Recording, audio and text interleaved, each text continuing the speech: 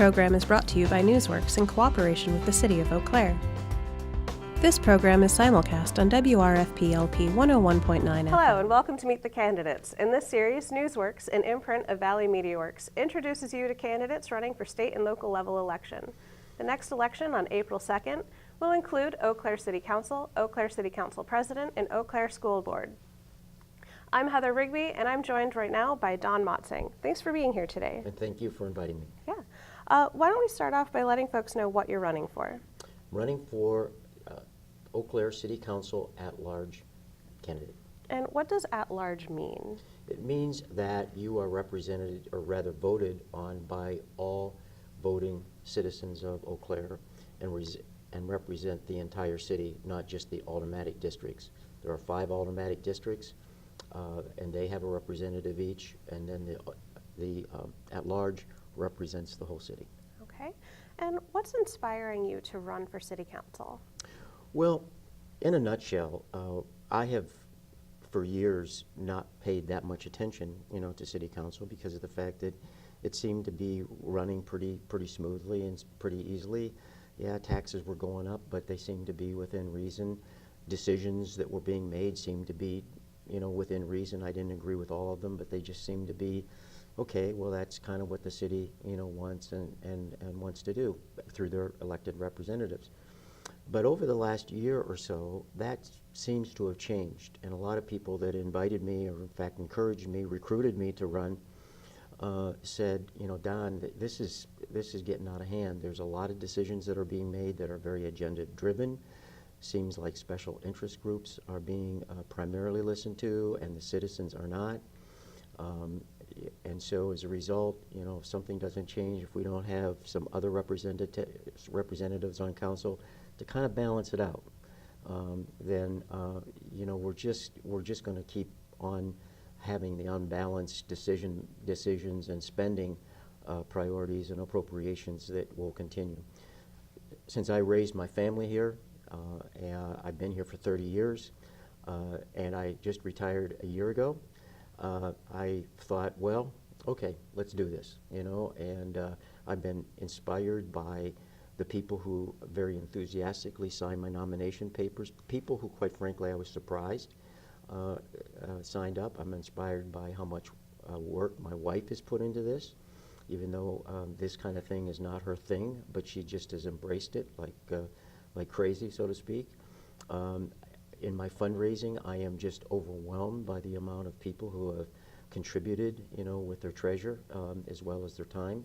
So that's the reason, bringing balance back in, fiscal discipline, and really a focus on the taxpayer rather than even the non-taxpayers that seem to get, a disproportional share of the, the appropriations that are being provided or given out by the City Council. What are some of the specific issues that you might want to address if you get elected? Well, the biggest thing is, it's kind of interesting in my campaign literature, provides just a little bit of my background and bio and the reasons why I'm running. But very particularly, if you notice, my campaign committee is called Taxpayers for Motzing. And that was very deliberate because I'm of the opinion that whether it's federal, state, or even local, it seems like legislators, appropriators, sometimes even bureaucrats think that they have a right to the taxpayers' money rather than as a privilege. And in business, and I've been in business virtually all my life, and I have a student rental, to me, when those students give me their check every month, it is my responsibility to take care of them and take care of them as per the lease, and in fact do more when they expect it. So to me, the relationship is not tenant-landlord. They're my customer, and I'm the guy that's providing them the safe, comfortable, and affordable place to live. That's how government needs to be, in my opinion, local government more so than even on the federal and the state level. It needs to provide a safe, comfortable, and affordable place to live. So that's the reason why my campaign is called taxpayers. So the priority is to whatever appropriation is being deliberated and discussed, whether it's roundabouts. Okay, if we need a roundabout, how big, how small, how costly is that for the individuals on that street that have to pay a pretty big burden, but how much for the population at large has to bear that burden of the cost of that particular appropriation and decision. So I'm looking at how little can we get by with to meet the needs of in that particular case, the traffic, as well as the community in which we lived in. And quite deliberately, I've been a part of some of these discussions, in the background more so than in the forefront of some of these discussions on State Street with those roundabouts. And knowing what I know now, with the research that I've done, I probably would have not supported most of those roundabouts, perhaps one at the top of State Street Hill where the Lexington goes. But if it would have been supported, I would have supported a much more narrow, a smaller footprint, less costly to build than what's out there right now. Even though it's a very complicated issue, there's lots of people involved in it. Knowing what I know now, I more than likely would not have supported that particular initiative. Okay. What would you say are your qualifications for being on City Council, and what sets you apart as a candidate?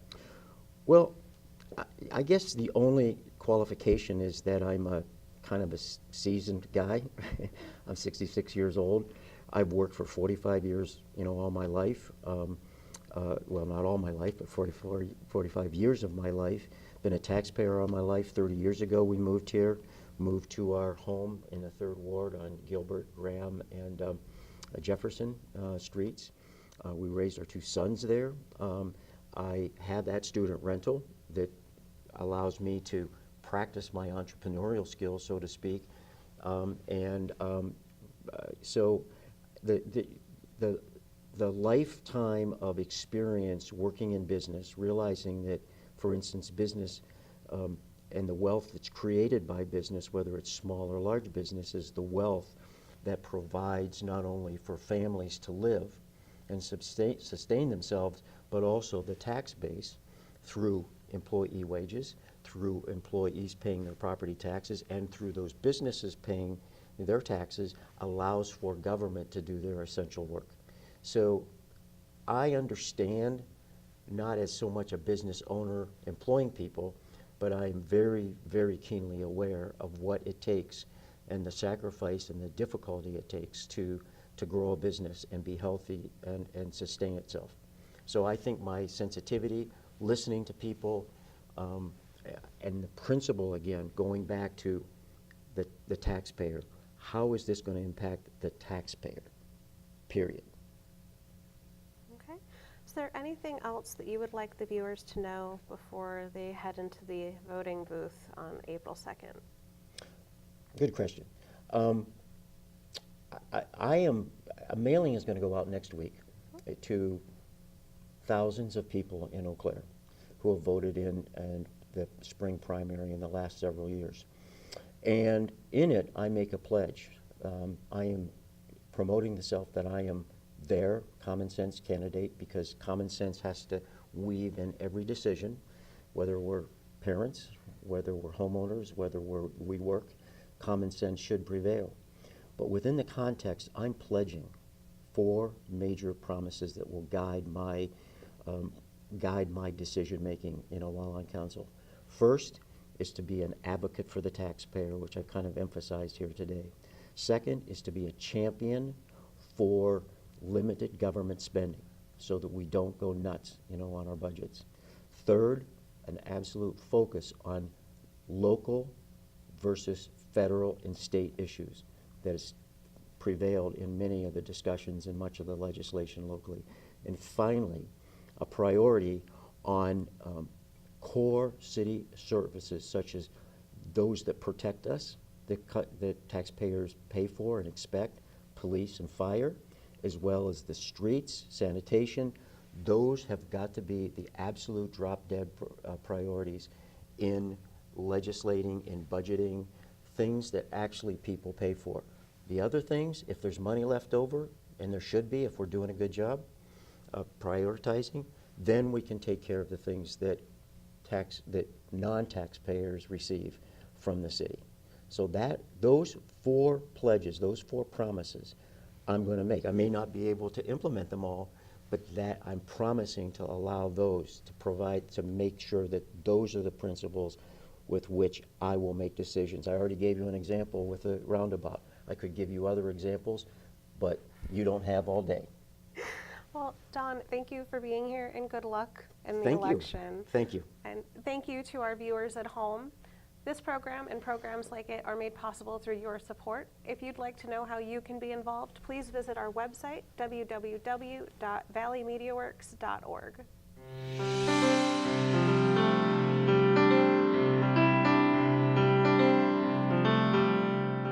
This program was brought to you by a cooperation between Newsworks and the City of Eau Claire. Newsworks is made possible by continuing community support. If you would like to volunteer or make a donation, please contact us via phone at 715-839-5067 or online at valleymediaworks.org.